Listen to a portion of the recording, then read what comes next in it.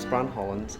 I'm a chef and work here part-time because I met a guy on the internet who's from Blackpool, lives in Blackpool, lives and works in Blackpool, and decided to come over to meet him for a week, and came over and met him for a week. Seen what Blackpool was like.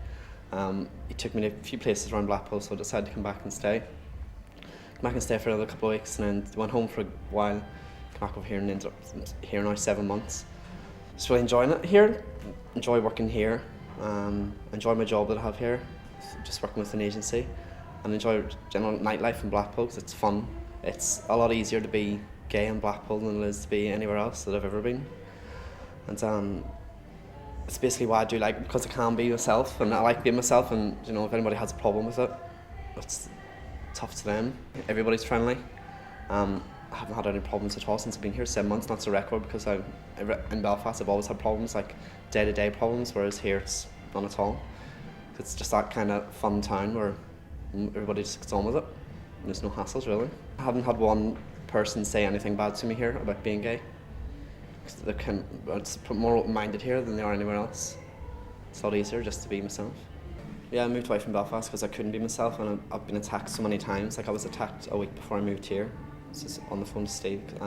Just I wanted to come over a lot earlier, but obviously I couldn't because I had to finish work. But I was attacked a week before I left Belfast. I had a car rammed into another car, just because of being gay in the area. I moved out of the area I lived in when I was 16. I told my parents I was gay and they were fine with it, but I moved out of the area I lived in when I was 16, just because of being gay just wasn't the right thing where I was from. So I moved around Belfast and just kept moving around Belfast, and every day there's just different people saying different things and calling you names, and just being attacked, and that's why I moved away as well. I don't think my future will be in Blackpool. It's one of these kind of towns, just you come and you go. You don't. The people that are here, I would say, are all stuck in a rut. It's the same kind of routine, but it's not for me. No, not Blackpool. So I'm thinking probably next year sometime move away to somewhere else. 7 months is already a bit too long, but this time next year I won't be here. I don't think so.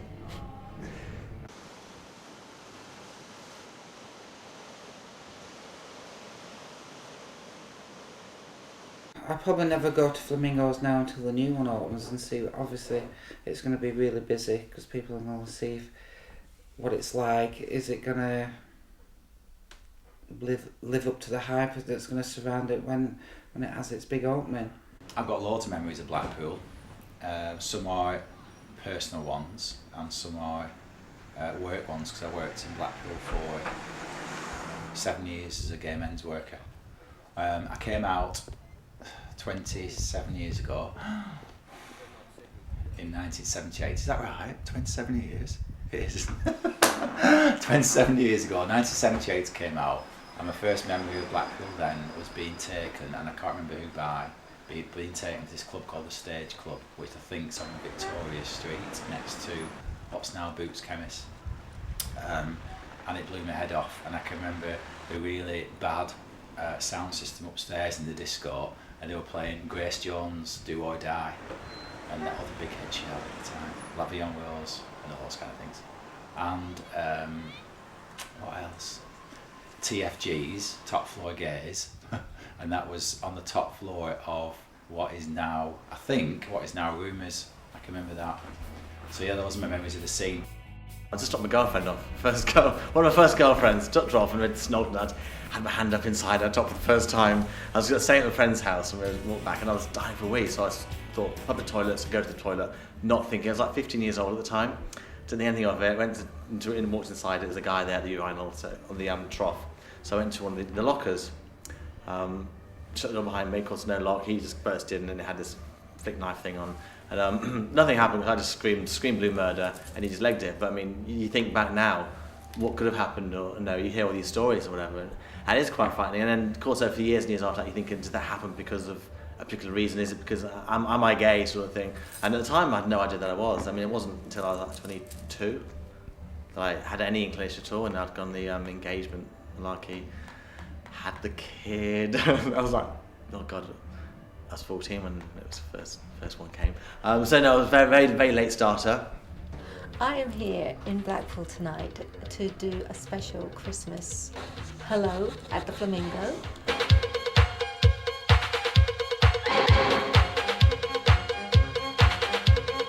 I have been coming here since like the late 80s.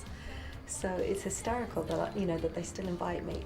I still get to come, and I sing some of the old hits, and we have a laugh, and yeah, it's a great way to end the year. I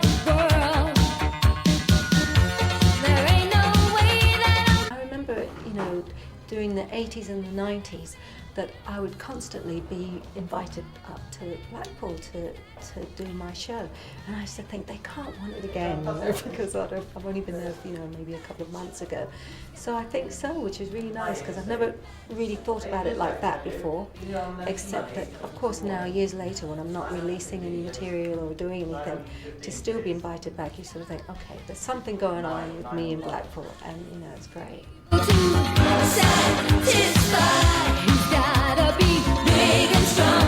I didn't think of Blackpool as being a particularly gay town, but maybe it is, because I knew Brighton was a big gay town. I didn't know that Blackpool was, so maybe it is. Is it? Yeah. It is? Okay, now I know. No, it's bigger than Brighton, but it's pretty big. Yeah, I had no idea. I mean, I thought of Blackpool more like sort of Disneyland. It's where the fairgrounds are, and it's all the rides, and the theme park and all of that. So it's also the gay community. Uh-huh.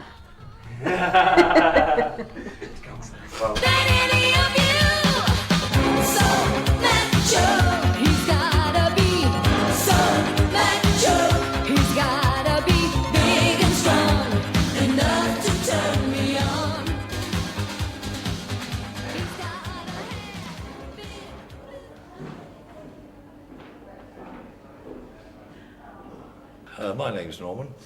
I've been in Blackpool now, 1984.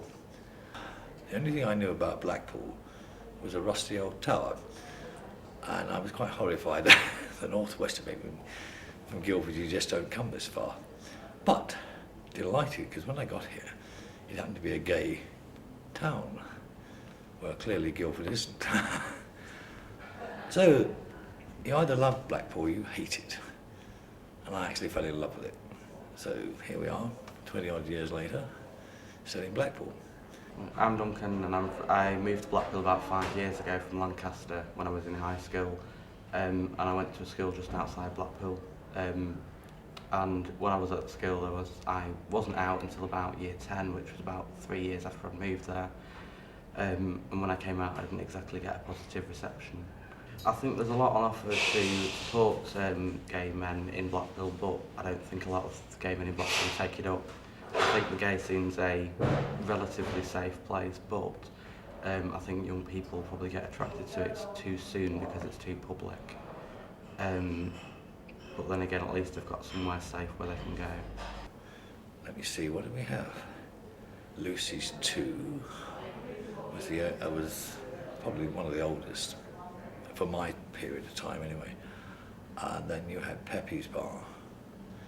And Basil had just opened Flamingos, I think about 2 years prior to that, something 1982, I think he opened that.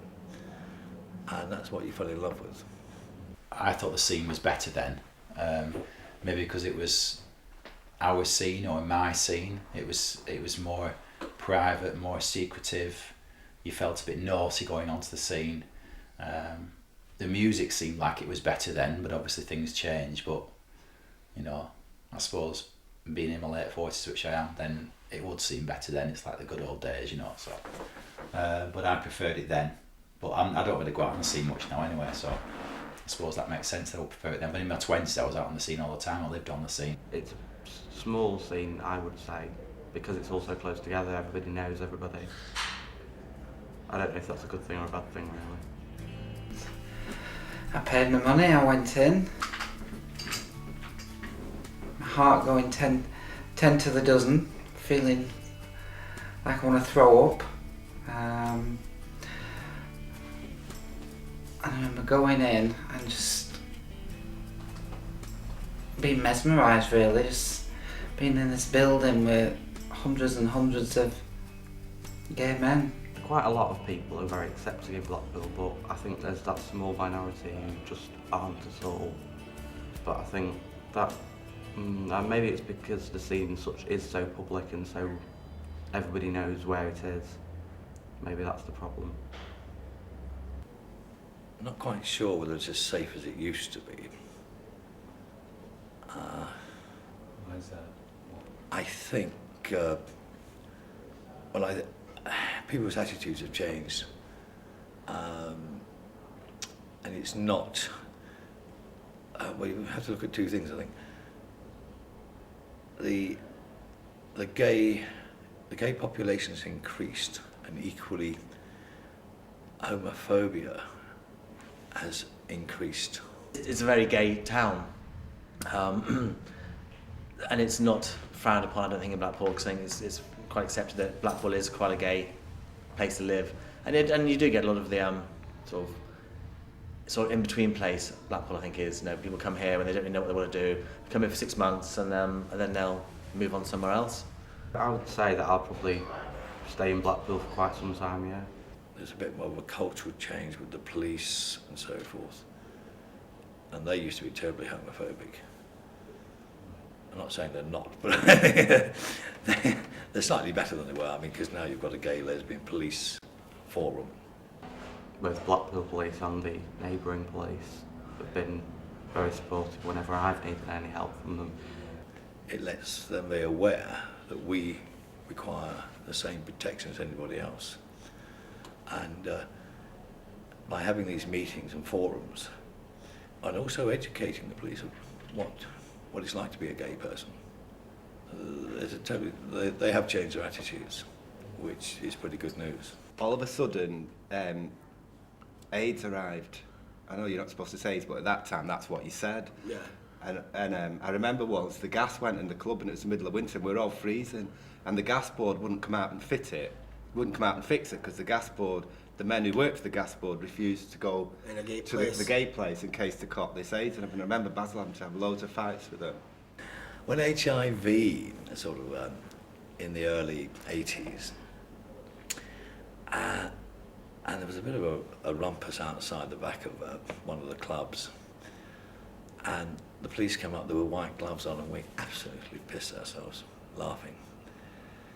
Because you expect to see a policeman in white gloves being, patrolling traffic in the old days, and it was because they thought if they touched somebody and they were gay, they might pick up HIV, and of course we just laughed. You know, I mean, it was so funny, it was comical.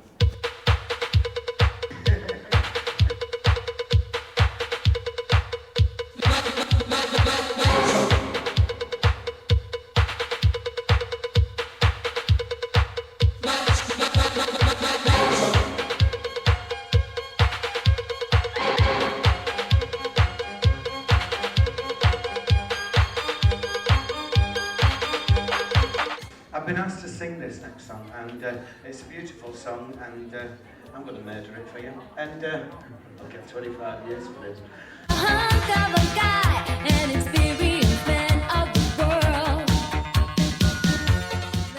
I was born in Derby, in the Midlands, but I've been coming to Blackpool as a holiday maker since I was 17. Forgive me age, over 40 years. When I first came to Blackpool, there was no Flamingo or nothing like that. The only place was Lucy's Bar.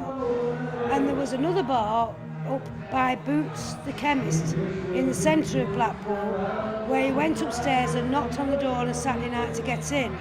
The other bar was the Clifton Bar, which is opposite North Pier, where the lads used to go, but then were the only two basic bars that was in Blackpool. Nowadays, it is legal to be gay. I think older people have fought for how it is today, for the younger people, which is good. But I think, I'm not being ashamed now, I'm 59 this year. Sorry, I'm 59, I'm 60 this year. And I've seen the change in people's feelings, parents' attitude, children's. But I've been gay since I was 11, and I never came out to my parents, my mother, till I was 40. So you're living a lie. You're living a lie at work, but then you go home and your mum and dad are there, and that's another lie. Who are you going out with tonight? Oh, I'm going out with John. No such person. We're quite happy to see you going out. Don't bring no trouble home here. I mean, 40 odd years ago, what was trouble. That's all you was ever told about sex. Don't bring no trouble home here. I was going out with a woman, and I did it all my life. You know, live this life. And then when I moved to Blackpool, I've been in Blackpool now 18 years. I moved here with my ex-affair. We bought a hotel in Blackpool, and from then on, I thought, I don't care.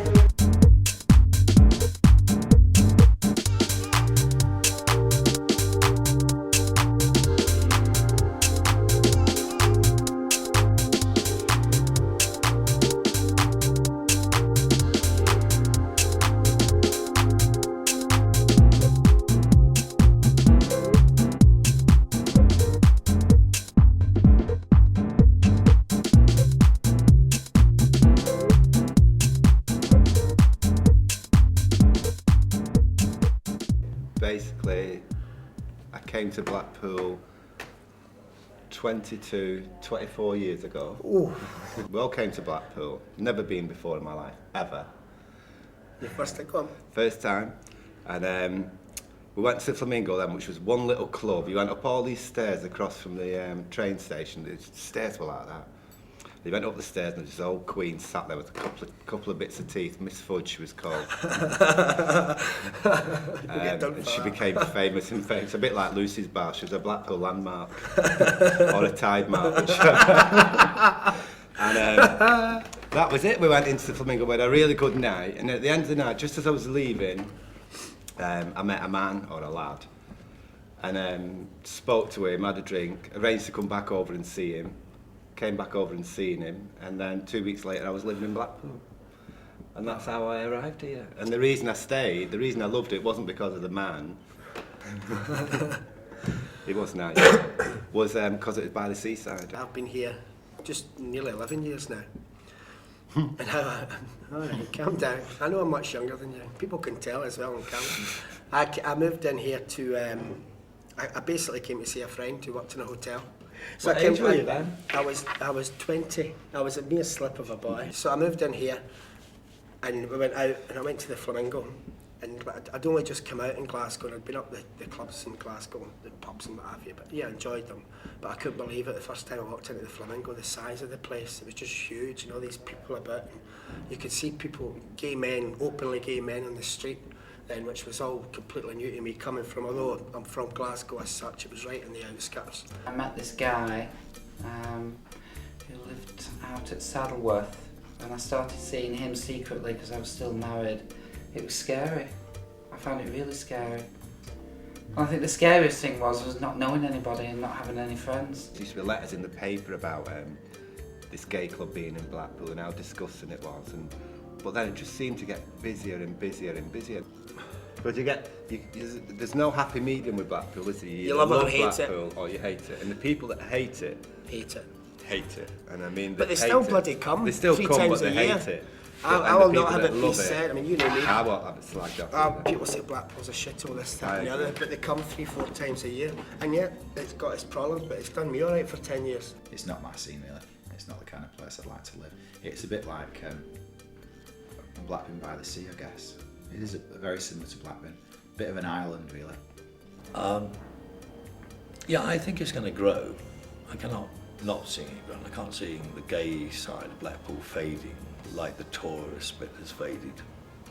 Yeah, it seems to be well and truly established that this is a pink pound town, so I think it's going to stay that way. 10 years ago, even 15 years ago, in the winter, there was nobody here. No. But us lot quite liked that, because I like it being quiet. I mean, I like it being busy, but I like it being quiet. And then you get to see people you've not seen for the whole of the season, I find. Well, you get because everybody was working in hotels and stuff, that's what I mean. So people wouldn't go out so much. Like, come November, it would just be everybody out. Comes alive again, didn't it? And the prom and the what's it called?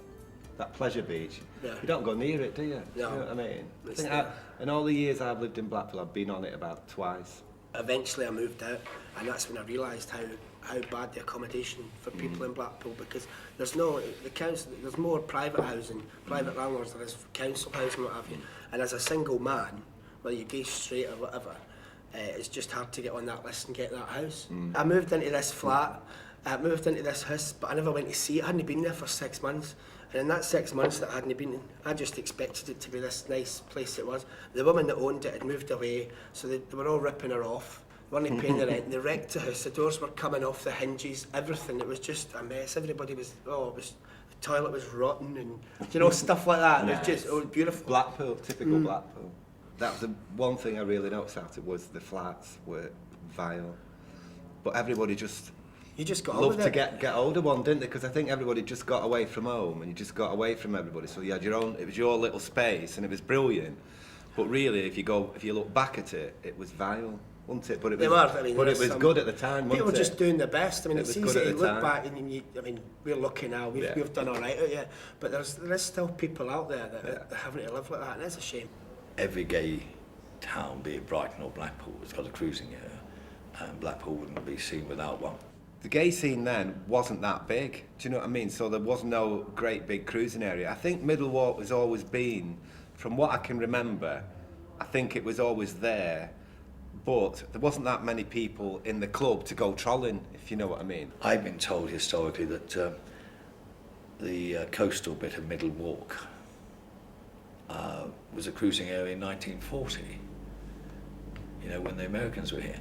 When I came, that was the first thing everybody said. It's just across the hotel. It's just across from Middlewalk, and everybody knew it, And I mean, I went down. I only went down when I was absolutely rat-arsed. Probably hoteliers and some of the people from the club would go, but it wasn't something that would be really busy, like Manchester Canal sort of thing. There wouldn't be that scenario. It's certainly not like it is now, where people leave the club and that is part of the night out. Do you know what I mean? They leave the club, they go down there and meet somebody they walk past 3 times in the club, and you think, why did you just meet in the club? And it's a lot warmer. Do you know what I mean? But as you get older, you need your heat. And hotels have sprung up, and which is quite good because then. And saunas have sprung up, gay saunas, which is a good, healthy thing because it does mean that people can go somewhere safe and be protected. My first experience of Blackpool was more on the straight scene, and my 2 housemates that I got put into in Preston ended up dragging me here in, I think just before when the lights were on, in sort of October time, in the freezing cold, and took me on the fun fair. Or down the Pleasure Beach. Never seen the lights before, never seen Blackpool before. Not that desperately impressed at the time. And then a while later, friends, actually boyfriend at the time, brought me over here, took me out on the gay scene. Certainly from coming out here regularly over probably the last 10 years, I think what I think's a bit nicer is there's a bit more what I would call integration as well. I think there's more integration between, say, gay men and lesbians. I think there's certainly, watching some of the younger sort of gay men and lesbians, there's a lot more friendship between them at a really, really early age, which I think is really nice, that I think in the past wasn't as obvious. I've got a very dear friend who's 55, whose brother's gay, who would never had any issue. He used to take his brother out so his brother felt safe. Another of my friends, who's actually his wife, certainly has been brought up with gay people, and particularly has been friends, say, with drag queens since she was 15. So it's the normality, I think, for a lot of people, say, born and bred here, and hopefully those with a bit more common sense and things, and less prejudice, have actually quite see it as the norm. There's not that they would not know anybody gay, it's actually normal that they know somebody gay. And I actually had a wonderful conversation actually last Friday with my friend's son and his mate, and they're 16 and 17.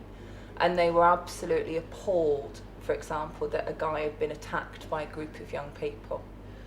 And for what you could term, if you looked at them, quite typical straight lads, they were appalled. They all had gay friends, they all had older gay friends as well that were friends of the parents, and they were appalled that young people could do that.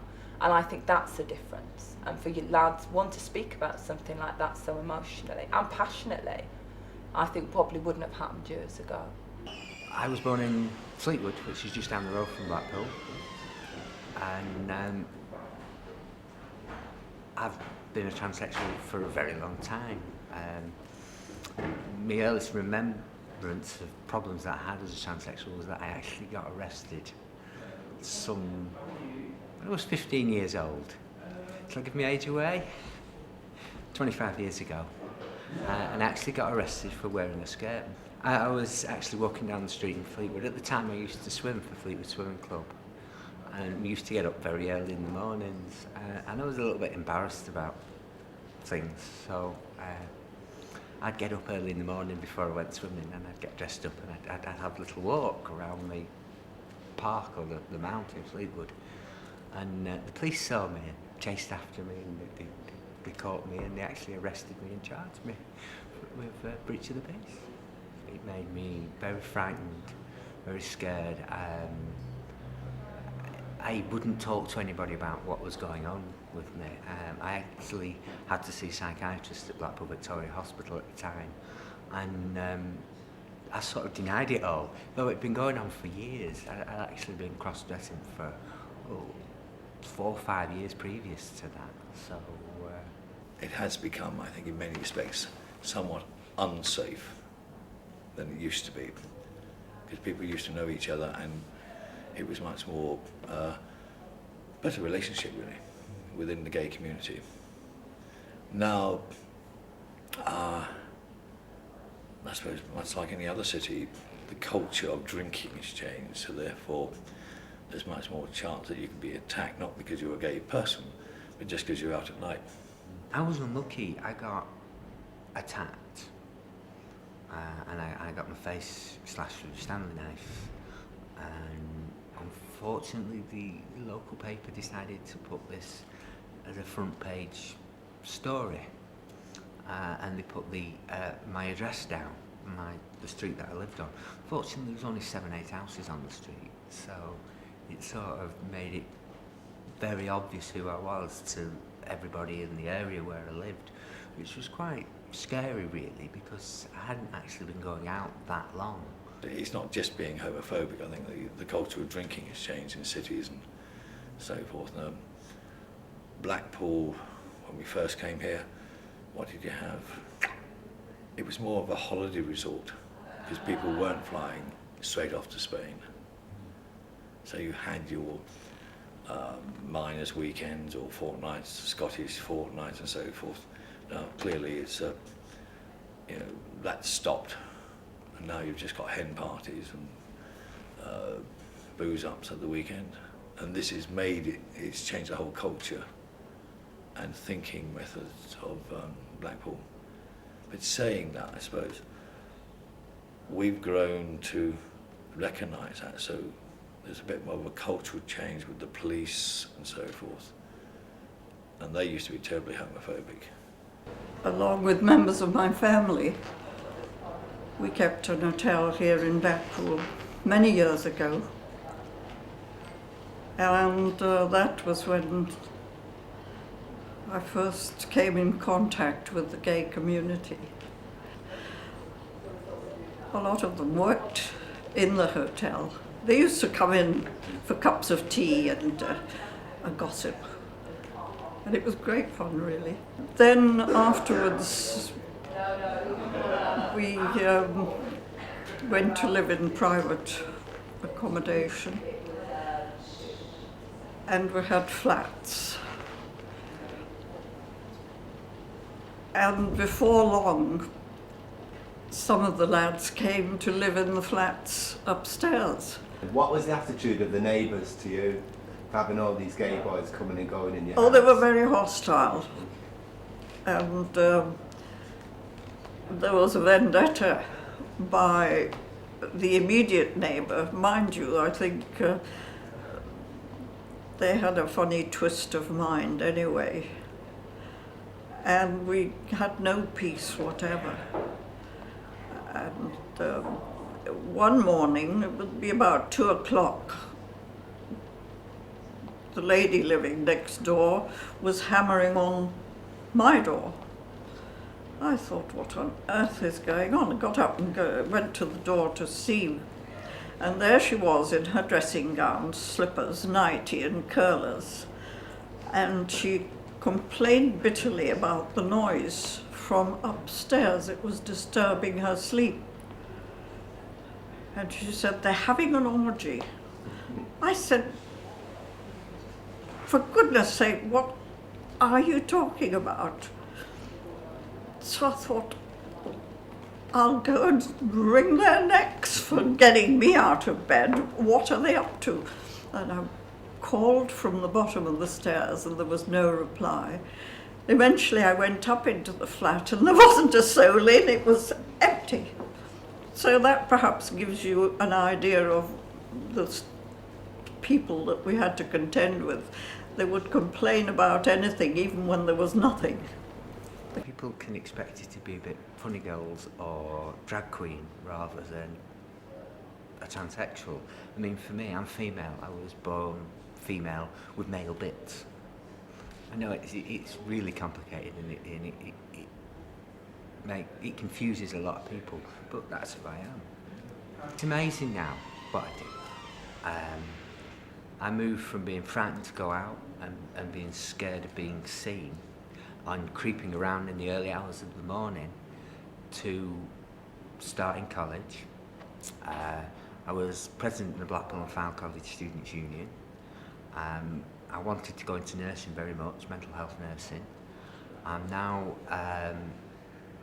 a part-time support worker at Parkwood, a part-time auxiliary nurse, and a full-time student nurse.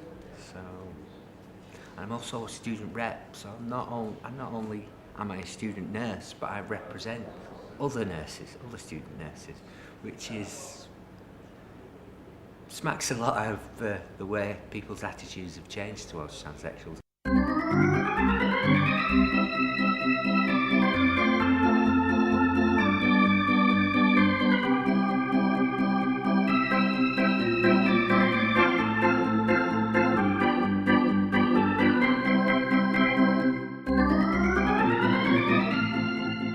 I have worries and concerns when projects that we're involved in, when you hear some of the stories or some of the misinformation that's still out there. I think particularly gay men at times have got fed up with the HIV agenda. They've got fed up with having their sexual practices dominated by HIV for 20 years.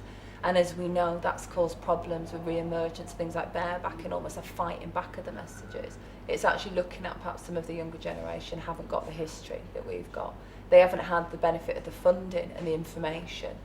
And I think certainly when we're looking, and particularly looking at some of the younger LGBT work, we've got to consider, particularly when we're looking at young gay men and bisexual men, some of the messages they've got, like you're okay if you don't sleep with an older person, because it's only older people get HIV. It's fine because there's lots of medication now, so therefore you'll be all right. And just to name but a few of the myths that are going on. And I think the difficulty is there isn't a pot of money nationally that says this must be for LGBT working. I think some of it in Blackpool, very lucky that the police stuff, because it's the largest minority community, following Macpherson, we were able to do a lot of work with hate crimes. I think as well that if we're looking to the future, we still will always may have to jump it onto another bandwagon, like community cohesion, like other, I suppose, other regeneration agendas. But I'm hoping that particularly when you're looking at some of the partnerships, when you're looking at some of the work, for example, that Navajo's done, you know, you've got people like us, like a drugs charity. I employ drag queens to hand out condoms in a nightclub. There's disability organisations that employ a young gay man's worker. You know, that to me is fantastic. It's not just expecting or putting pressure on what has traditionally been seen as the more gay-focused charities, which very sadly has been the HIV ones, having to lead that work. What we're seeing now is hopefully everybody feeling that, you know, the LGBT community is deserved of support, but more importantly can also lead on support. When we see some of the, you know, the young gay men and lesbian groups that are appearing in Blackpool and their voice, you know, which I think is fantastic. We're seeing such a different picture than we would have heard 20 years ago.